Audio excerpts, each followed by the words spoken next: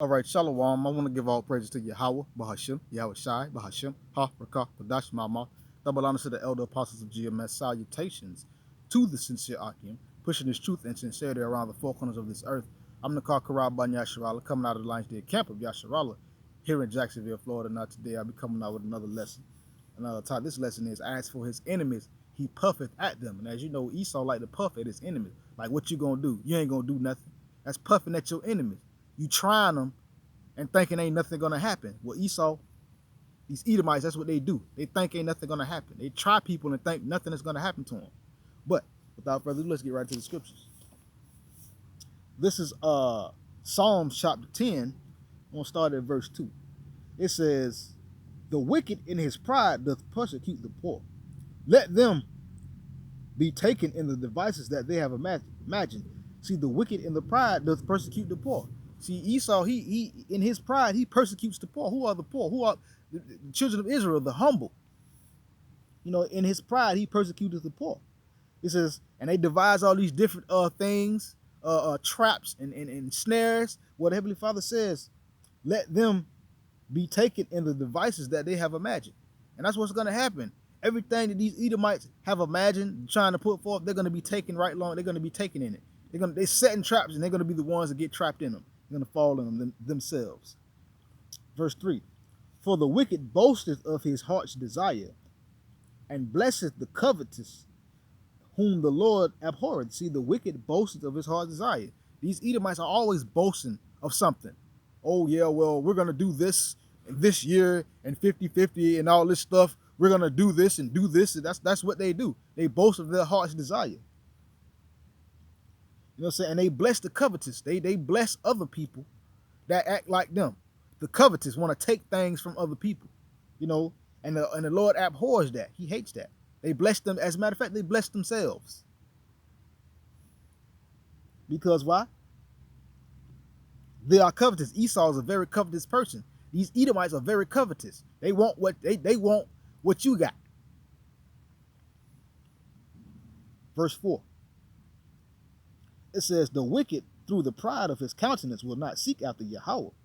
Yahweh is not in his thoughts, so like it is not in all his thoughts." See, the wicked through his pride, through his countenance, will not seek after the Most High. These Edomites, they're not going to seek after the Most High. Esau is not going to seek after the Most High through his pride. And the Heavenly Father is nowhere in his la'ab, nowhere in his heart. Neither will he seek to him. Verse 5. It says, "His ways are always grievous. Thy judgments are far above out of his sight. As for all of his enemies, he puffeth at them." See, these Edomites, i.e., you know what I'm saying, Esau, the judgments are always grievous. They're always making laws and statutes and orders to get you crammed up and jammed up and to keep you tripped up, to keep you held back. Writing all these grievous laws, writing all these wicked decrees. But as for the Heavenly Father's judgment, they're far beyond Esau's his thinking. These Edomites, they're thinking. They really think that the Lord ain't finna come knock down everything they done built. And as for his enemies, again, he puffeth at them. These Edomites, they puff at their enemies. When they killed that Iranian general, that was them puffing. Like, what you gonna do? We killed him, and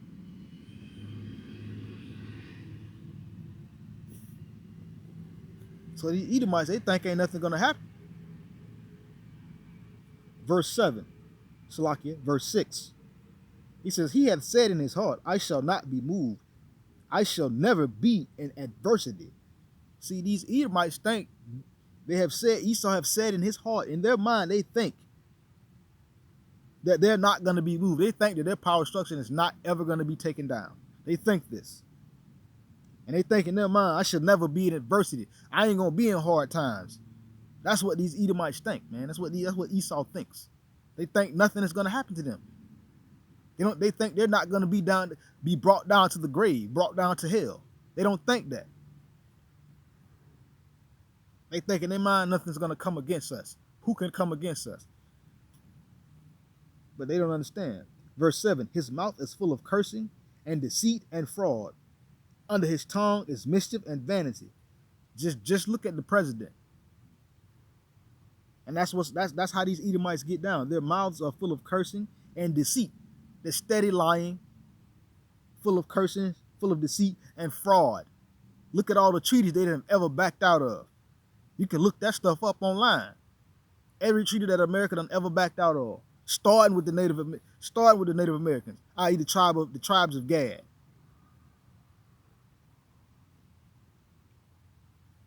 But continue. Let's jump down to verse 11. It says, he hath said in his heart, Yahweh hath forgotten. He hideth his face. He will never see it. See, these Edomites think that the Lord done forgot. That, the Lord is not paying attention. He done hid his face. He ain't going to see what we doing because he can't see. That's why they have their meetings in these secret places. The Lord sees everything. His eyes are 10,000 times brighter than the sun. He sees every work of man. Nothing is hid before the Heavenly Father. Nothing. But these Edomites seem to think so. But he puff at his enemies. He go around the four corners of the earth trying different nations. Puffing at his enemies. Like what you gonna do? Like a bully. And we all know bullets really can't fight. Bullets ain't tough. But let's continue. Let's go to Isaiah. Chapter 14.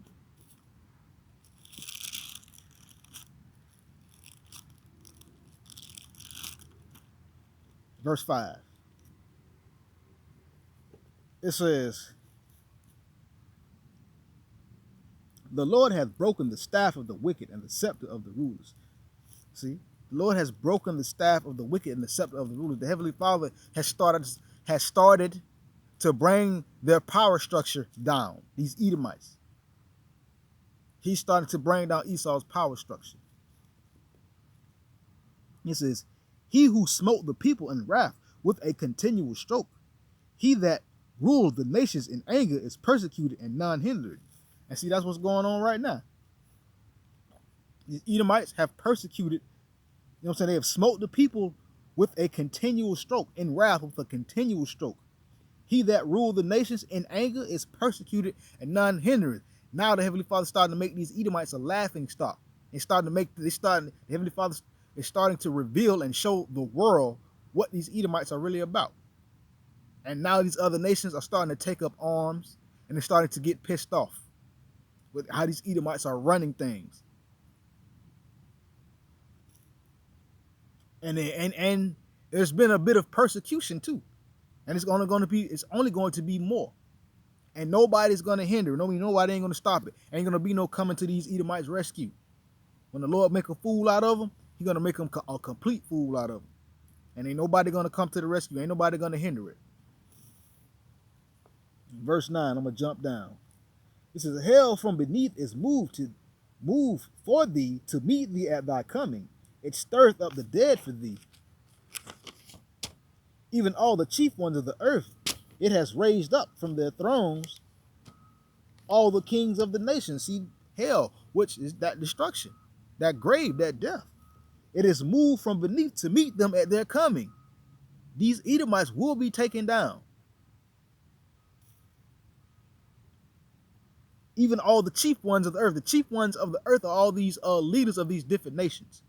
They're going to band together and they're going to rise up against these Edomites. And all that puffing at their enemies and everything, it's gonna go down.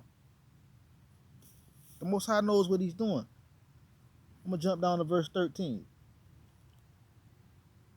It says, for thou hast said in thine heart, I will ascend into heaven. I will exalt my throne above the stars. I will sit also upon the mount of the congregations in the sides of the north. And that's what Esau has done. He has said in his heart, I will ascend into heaven. He's been trying to be like the Most High for the longest. I will exalt my throne above the stars. You got these space stations and these satellites and different things like that. It says, I will sit upon the mount of the congregation. I mean, I'm going to be on top of the world. I'm going to rule everything. That's what Esau has said in his heart. These Edomites have said this in their heart. Well, verse 15, I'm going to jump down. Nope. Verse 14, I will ascend above the heights of the clouds. I will be like the Most High. And that's what Esau is said, and that's what he's been trying to do. Verse 15, Yet thou shalt be brought down to hell, to the sides of the pit. The Heavenly Father is saying they're going to be brought down. The Most High going to let them get way up high. So when he knock them down, they're going to fall fast and they're going to fall hard. And it's going to be a long fall. And they're going to be brought down to the sides of to hell, to the pits. They're going to be brought down to destruction. They're going to be brought down to a lower state. As a matter of fact, they're going to be brought down to the original state, which is a low estate. Because the Heavenly Father says Esau is a base man. Base means low. These Edomites are base men. But continuing. Isaiah 27.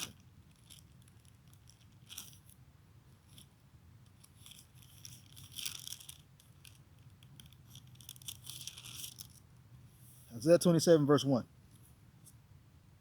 It says, in that day, the Lord Yahweh with his sore and great and strong word shall punish Leviathan, the piercing serpent, even Leviathan, that crooked serpent, and he shall slay the dragon that is in the sea. The sea of what? The sea of people. This in this particular term, Leviathan, he's talking about these Edomites. He's talking about Esau. He's going to slay them and he's going to destroy them. He's going to punish them. That piercing serpent. And that is these Edomites. That's who this represents. These Edomites going around the four corners of the earth, causing all kind of hell and havoc, all kind of manner of wickedness and wrong. We continue. Let's go to Nahum.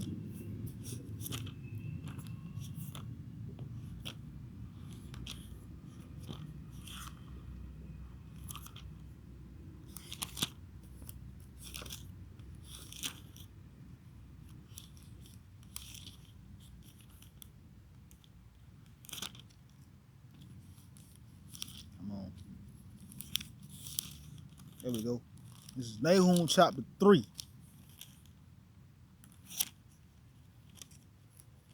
It's locking the page, kind of sticking together.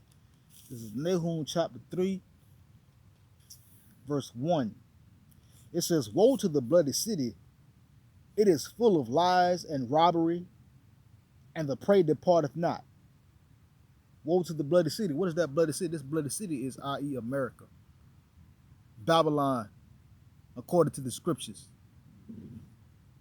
It is full of lies, and this place is full of lies. It is full of robbery, and the prey, which is 2/3 of, well, Salaki, not 2/3, but the prey is Yasha Allah, the so-called Negroes, Latinos, and Native Americans. Departeth not. We have not. They took us and brought us over here into slavery, and they have not returned us back to where we belong. So we are that prey. And this place is also full of lies and robbery. How do you think they got all this stuff? By killing, lying, and robbing, and stealing.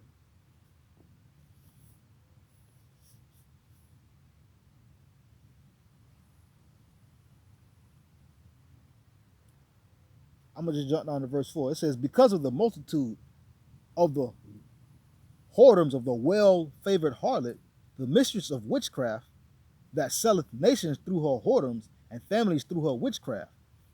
Verse 5. It says, behold, I am against thee, saith the Lord Yahweh of hosts.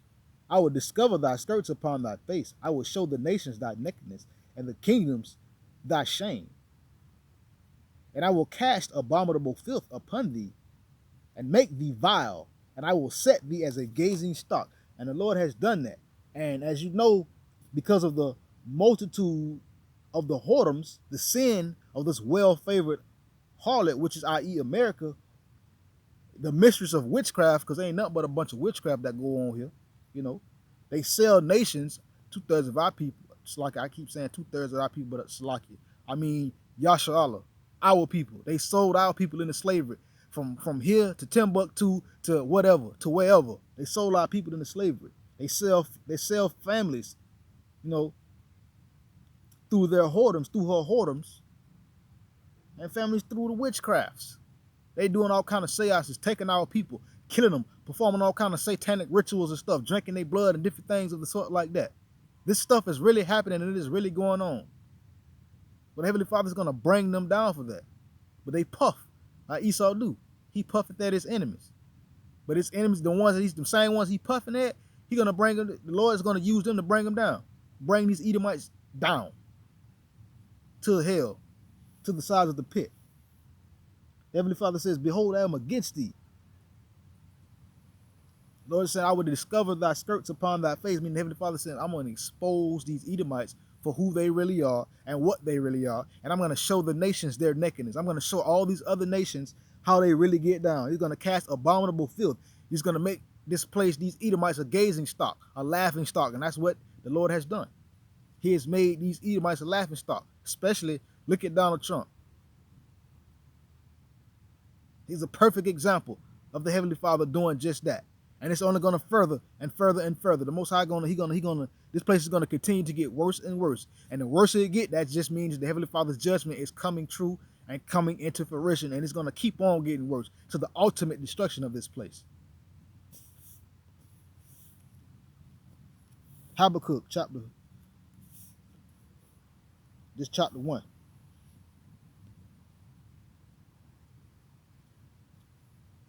It says, behold ye among the heathen, regard and wonder marvelously, for I will work a work in your days which ye will not believe, though it be told you.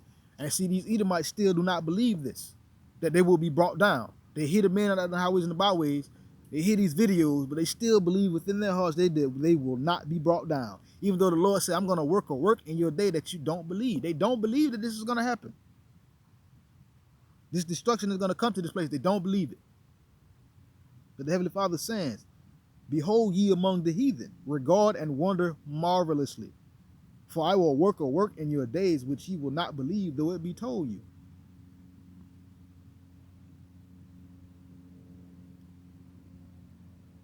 This is for lo, I raise up, Salakia.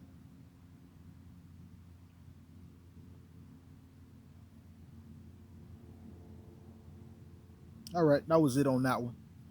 Let's go to Micah.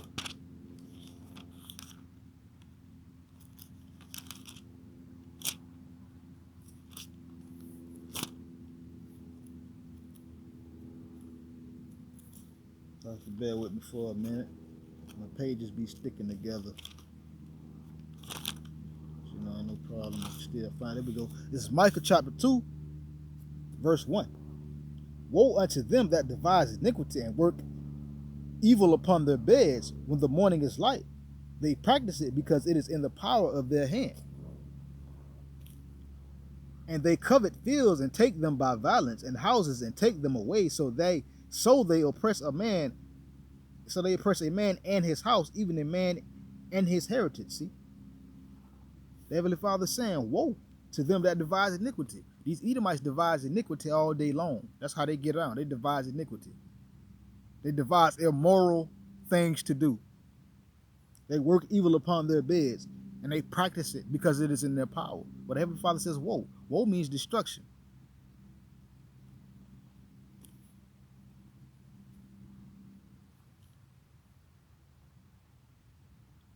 Verse 3, it says, therefore thus said the Lord Yahweh, behold, I am against this family. Do I devise an evil from which ye shall not remove your necks, neither shall ye go haughtily, for this time is evil. See, the Heavenly Father says, thus behold, I am against. So he's against these Edomites, because they're that family that he's against. And the Heavenly Father says, I'm gonna devise I'm gonna devise evil upon you, and you're not gonna be able to remove your necks, meaning you're not gonna be able to get out of it. For this time is evil. They're not gonna walk around haughtily. They're not gonna walk around prideful, being all uppity. The Most High gonna cut all that short. I'm gonna go to Proverbs chapter 17. That's gonna be my last point.